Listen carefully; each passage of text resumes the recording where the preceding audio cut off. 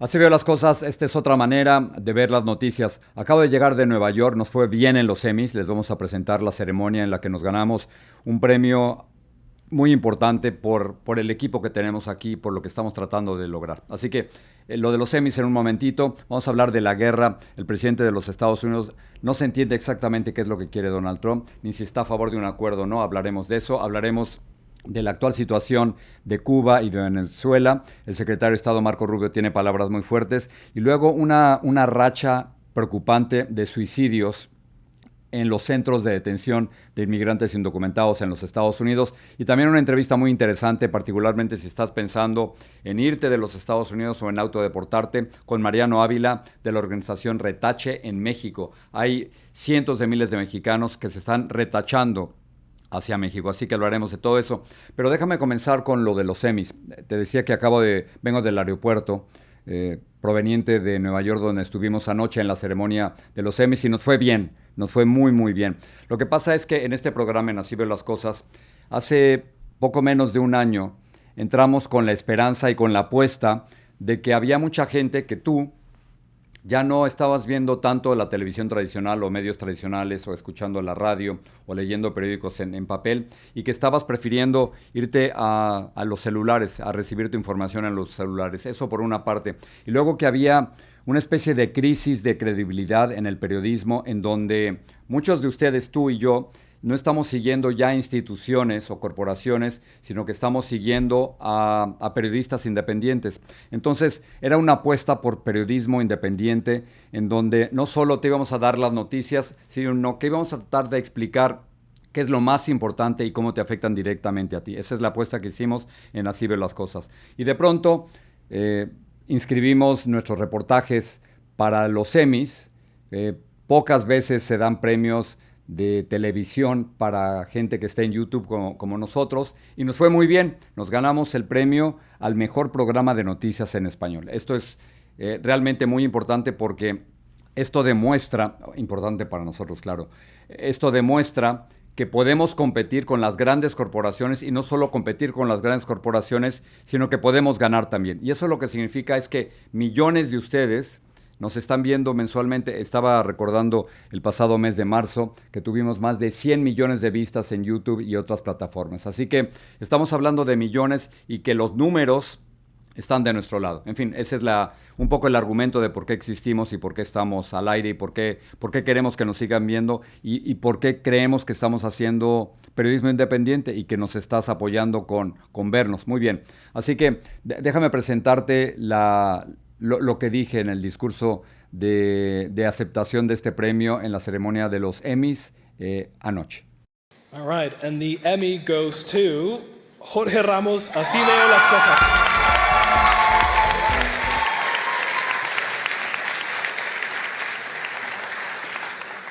Well, I think this is a strong message. It's like the Big Bang of independent journalism. It's for us, it's a validation. It's proof that there's a new space for independent journalism and that we can actually compete and even win against the big media corporations.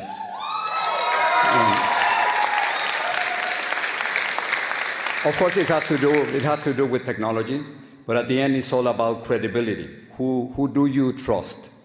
And people follow people, not institutions. And I think I'm just one example that there is life after television. Ciertamente, la frase que dije al final es muy cierta. Hay vida después de la televisión. Y eso ocurre no solo conmigo, sino con decenas y decenas de periodistas en inglés y en español que están abriendo sus canales en YouTube o en distintas plataformas y que estamos absolutamente convencidos de que el periodismo independiente es la manera, es el futuro y es en muchos casos el presente. Así que este Emmy es para ti. Este Emmy es de todos nosotros porque gracias a que nos estás viendo nosotros podemos seguir dando las noticias. Y ya que estamos hablando de noticias, déjame pasar directamente a lo que nos preocupa hoy. Hoy nos preocupa muchísimo una racha de suicidios en los centros de detención de los Estados Unidos, donde están deteniendo y arrestando a inmigrantes indocumentados o a inmigrantes que de pronto los quieren deportar a pesar de estar legalmente en los Estados Unidos.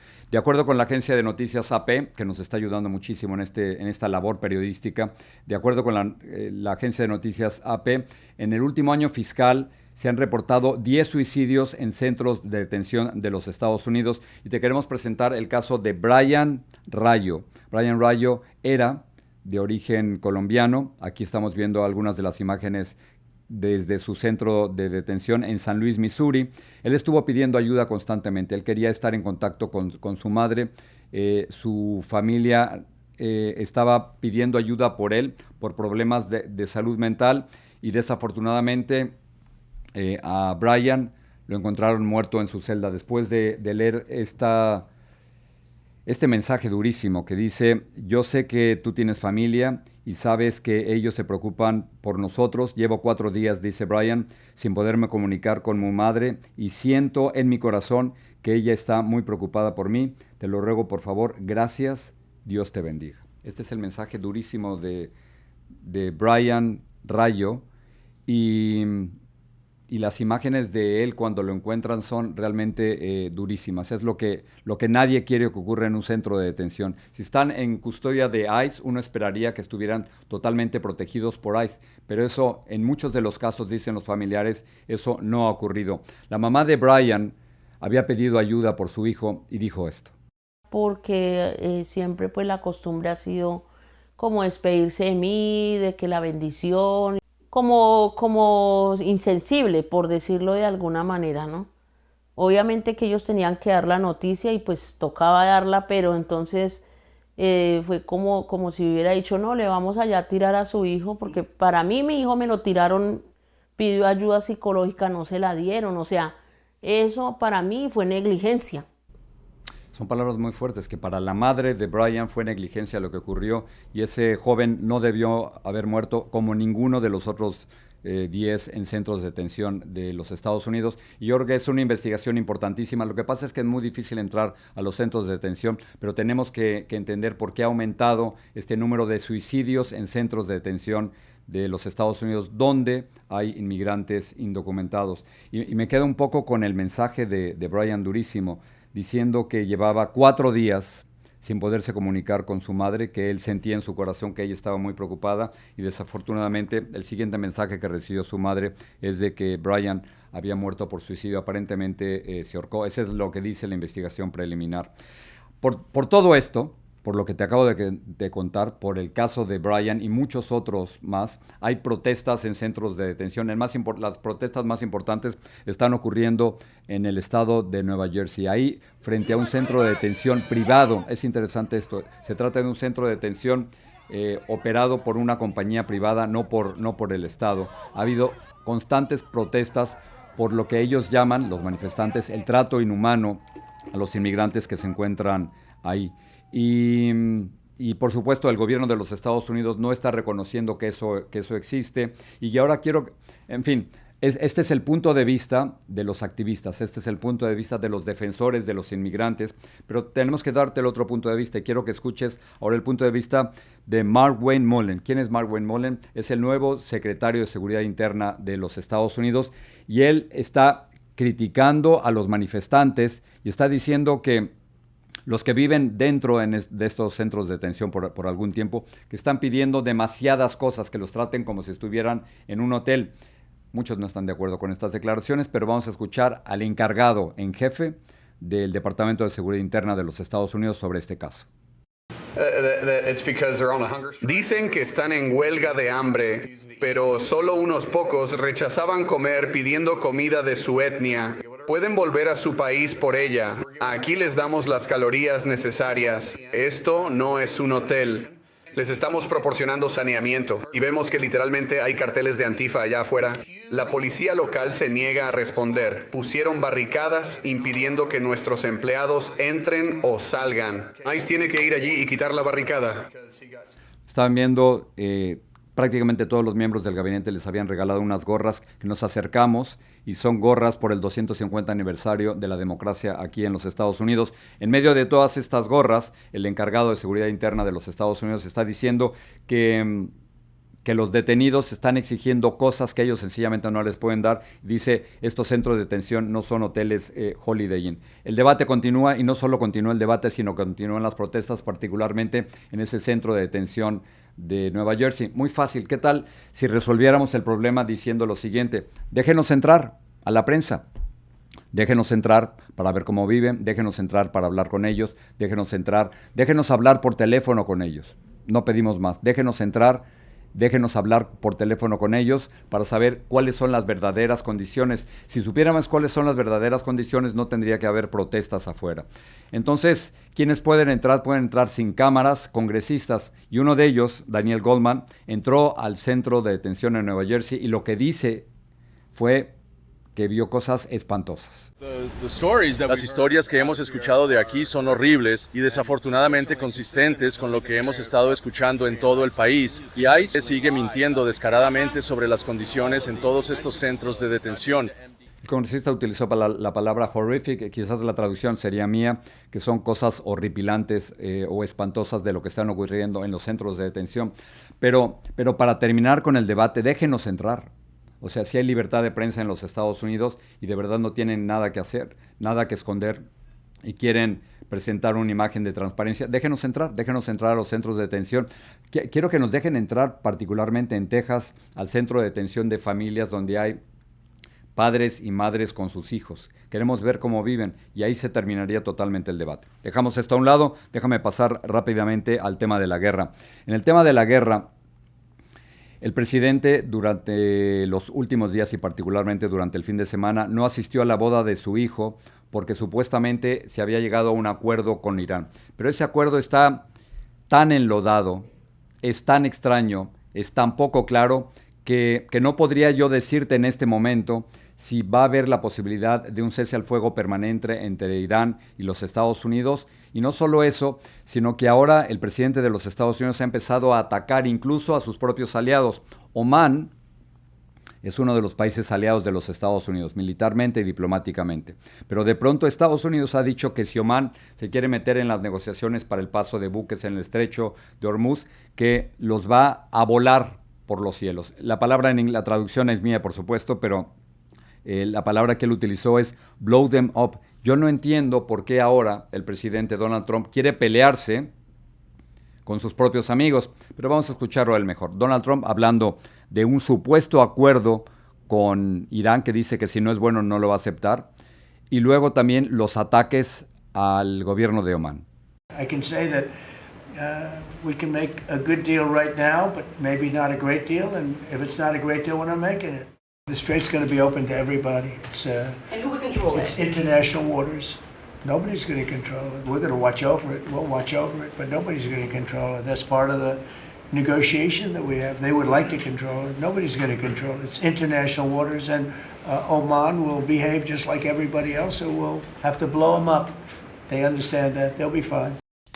A ver, déjame hacer aquí una pausa. ¿Qué se ha ganado con esta guerra?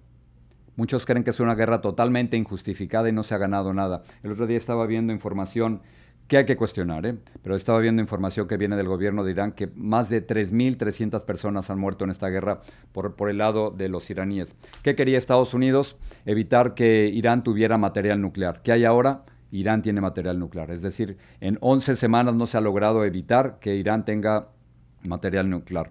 Querían un cambio de régimen. No hay cambio de régimen. Mataron efectivamente al primer círculo de liderazgo, pero sigue siendo un régimen totalmente dictatorial. Tanto así que los iraníes en este momento no se atreven a salir a protestar y no se atreven a decir nada que vaya en contra del gobierno. Y no solo eso, sino que la situación está peor que antes. Antes de la guerra se podía transitar libremente por el estrecho de Hormuz y ahora sencillamente no se puede hacer eso. Entonces, ¿qué se ha logrado con la guerra? Nada. Hay muertos. Irán sigue teniendo material nuclear. En estos momentos no hay cambio de régimen, no se ha logrado absolutamente nada. Y la evidencia de que Irán era una amenaza tanto para Israel como para los Estados Unidos. No nos la han presentado. Habría que creerles, es una especie como de acto de fe. En fin, ese es el análisis sobre la guerra en Irán muy rápidamente. Quiero presentarte un mapa de dónde está Omán, que hasta ahora ha sido un aliado diplomático y militar de los Estados Unidos.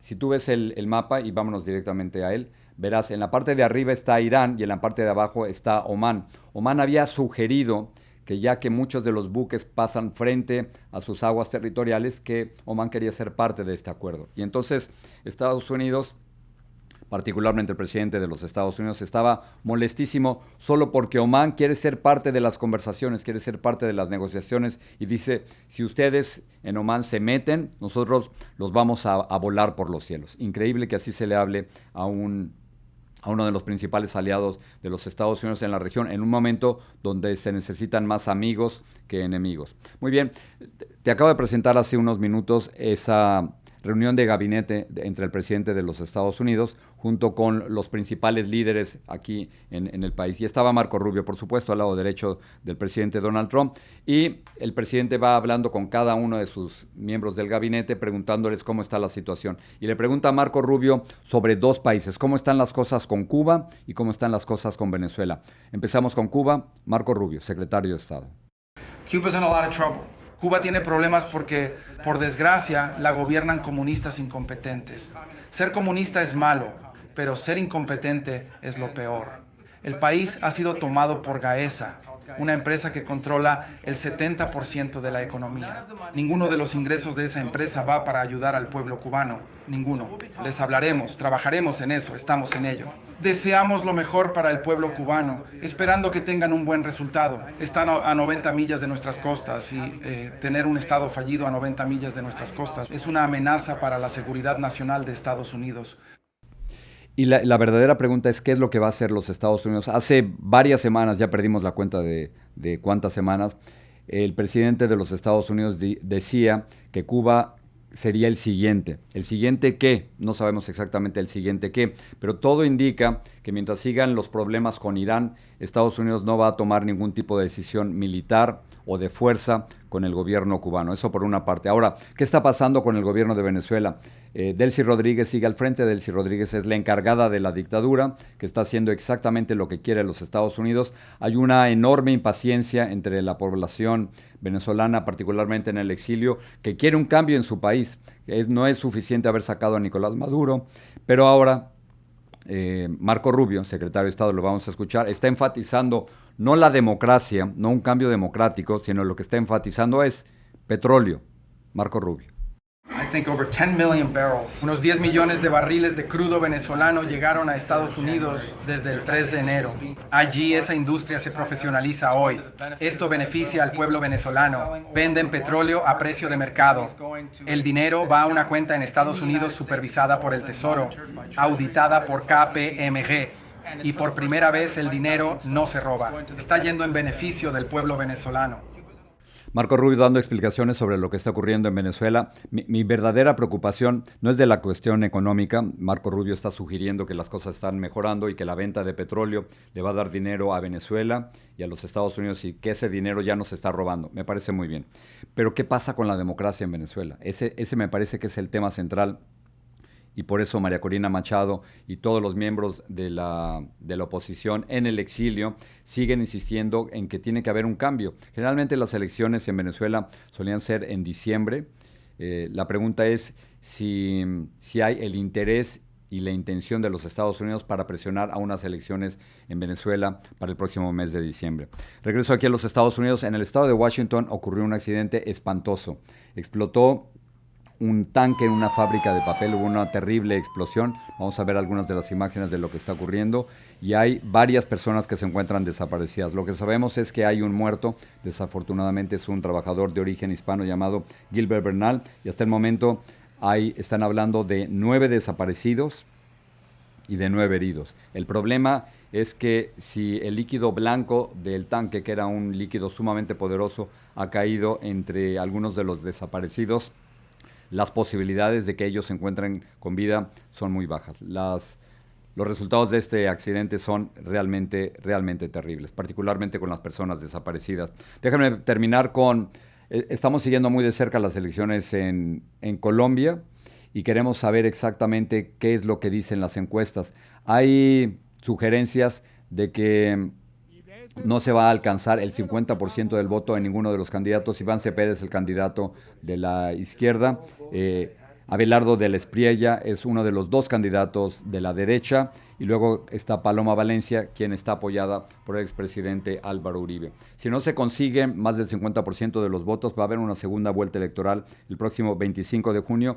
Y el tema, más allá de la economía, que en toda América Latina siempre es importante, el tema en Colombia podría dividirse en dos partes. Por una parte, si los colombianos quieren seguir con un gobierno de izquierda, seguir después del gobierno de Gustavo Petro, seguir con un gobierno de Iván Cepeda, que algunos creen que es más extremista que Gustavo Petro. Eso por una parte. Y por la otra, es, por supuesto, si los colombianos quieren dar un giro hacia la derecha, una de las candidatas, Paloma Valencia, está apoyada por el expresidente Álvaro Uribe. Y la otra es una cuestión de seguridad. Si el tema de la seguridad es el principal para muchos de los colombianos, estaba leyendo las encuestas y todo parece indicar que antes del tema de la economía es el tema de la seguridad. Lo seguiremos, por supuesto, siguiendo para las elecciones de este domingo. Yo vivo cerca del consulado de Colombia en Coral Gables, en la Florida, y hay filas enormes de los colombianos en el exterior que quieren ejercer su derecho al voto antes de las elecciones de este domingo.